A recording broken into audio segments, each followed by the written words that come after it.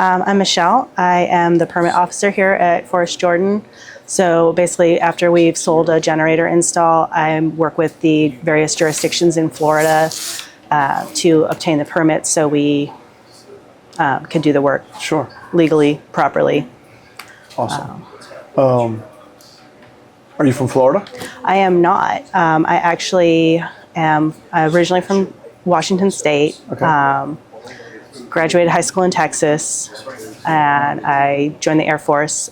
So I just retired out of the Air Force this year. So we got stationed down here 3 years ago. Thank you for your service. Thank you. So that's one thing that we noticed the trend here of so a lot of ex-military. Yeah. When we sat down with Tim in the beginning, I just felt like that's an amazing brand story. Like I want the world to know that you guys are a veteran run and owned organization. Yeah. And so without even being a veteran, that means a lot to me.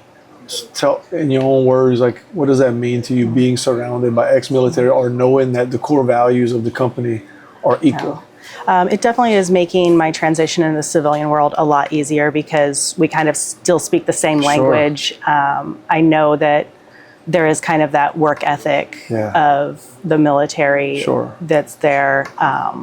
So it does make it a lot nicer to come to work.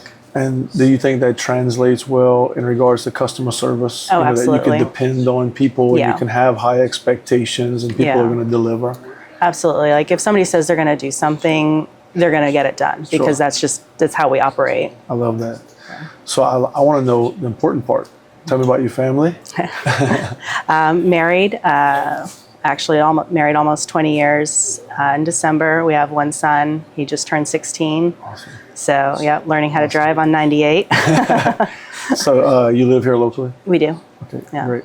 And so, tell me a little bit about what's a day in the life of the permit coordinator. What does that look like? What time do you get started? So, I come in about 8 o'clock in the morning. I check our database. See if we have any new permits that need to be started. Different jurisdictions require different things. Some I can get into right away, just apply for them. Some require paperwork that we have to accomplish here in-house. Some I have to get in contact with the clients and have them get documents notarized for us because the counties require those. So it's just figuring out, sorting through what everything is, and then working through it that way.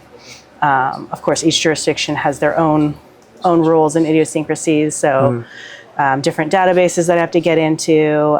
Some have just online. I can just do everything online. Some I need to email or call the counties.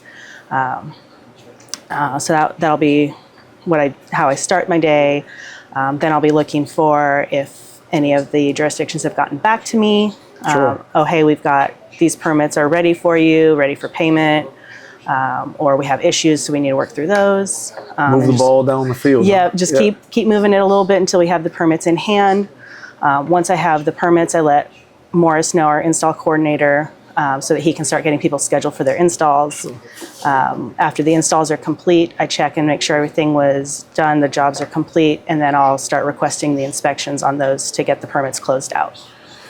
So what I'm hearing you say is there's a lot of work that goes on behind the scenes. Oh, yeah. Versus, a client's expectations when they make the purchase of the generator to the day that it's installed and running and they can depend on it. It has a lot to do with that permit process and how it's handled. And it's super important to have somebody nurturing the permit process every step of the way, because a lot of these jurisdictions, if you don't keep the ball moving, they're not going to do it for you. It's very easy for things to fall through the cracks if you're not keeping track of every little thing. So we definitely don't want that to happen. We don't want somebody sitting there waiting, why am I not getting my generator installed? And it's because the permit's being held up somewhere. So absolutely. Definitely need to have someone like keeping an eye on all the little paperwork details. So you communicate directly with any technicians in the field? Typically, no. I will coordinate with Morris on that. I will sometimes have to coordinate with our salesman if there's questions on that. Or I will sometimes have to contact the customers directly. for little things that I'll just need information Small for the edits permits. or typos Yeah. or things that were left off the packet. Yeah, Yeah. totally get that.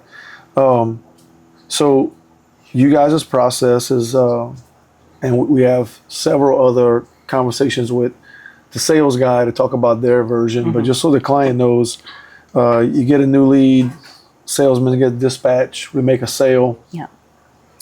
The salesman then starts the process with you to get the permit rolling. You get the permit down the line. The permit gets to Morris, and then are you done? Is that kind of in your task with that client? Or you do anything on the back side of the install? Yeah, so after install's done, then I'll be the one requesting the inspections on those. So the counties will come out and inspect the work, make sure it was all done in accordance with code. So then I'll request that. Hopefully they pass. Usually we pass. If there's any issues, I'll get the notification of that, and then I'll get back with Morris, and we'll work about getting a technician sent out to fix any issues. Perfect. So now talk about a little client connection. Connect the dots with me from you to the client. You know, I believe that to really excel in this industry in any position, you got to have a little bit of sense of accomplishment when you get the job done and you gave somebody standby power. Yeah. Like whether it's, I know for us, we deal with a lot of people maybe on oxygen or sick or elderly. And to know that all of the work we put in, the struggle of moving the permit down the line, the scheduling, the coordinating, the communication, but when it's all said and done and the unit's in and the job's closed out and now we're maintaining this customer, hopefully for life, there's got to be a sense of connection there. Do you feel that in this industry? Oh, absolutely. There's some, some I've only been doing it for a little bit, but I've already had some clients where I've had to contact them at the beginning of the permit process to get some information for them to make sure they got the paperwork or something like that. And,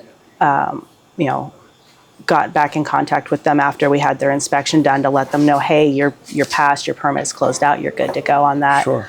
So kind of kept in touch with them throughout that whole process. And it does make me feel good, like, hey, we got your stuff installed, it's all good to go. You can be confident that if the power goes out, you're still going to be good to go. Covered. Yeah. Hi, I'm Michelle Yinger. I am the permitting coordinator here with the generator guys. If you have any issues with your permits or need any help getting your permits resolved, please give me a call at 850-733-9377.